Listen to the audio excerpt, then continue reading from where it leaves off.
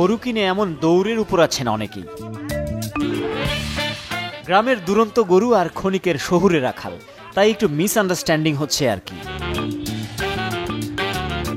ভাই গরু কি পালাইছিল? হ্যাঁ ভাই, ছুটছিল একবার।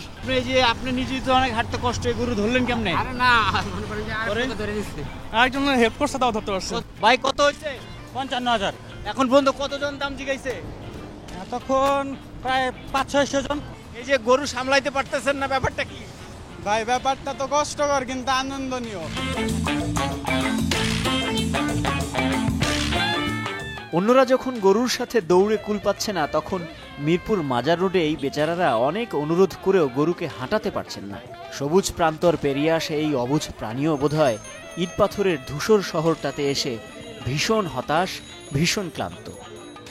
ঘটনা রাস্তাতে আসার সময় শুয়ে পড়লো, ভালো করে নিয়ে এলেন।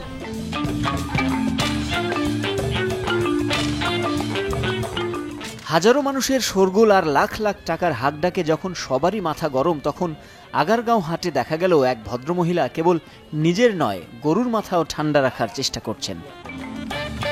গরম, হ্যাঁ অনেক গরম। হ্যাঁ, গরু বাতাস করলাম, একটু গরুর দোয়া পাইতে হয়, কুরবানি তো।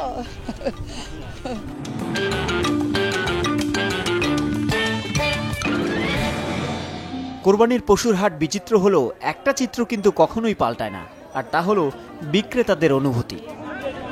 কিনা আপনাদের কোন বছর ভালো থাকে, কোন বছরও তো আপনারা বলেন না ভালো হয়। এখন মানুষের সংখ্যা থেকে গরুর সংখ্যা বেশি হয়েছে, বুঝছেন? এখানে আমাদের বেচানে ভালো না, মানুষের চেয়ে গরুর সংখ্যা বেশি হয়েছে।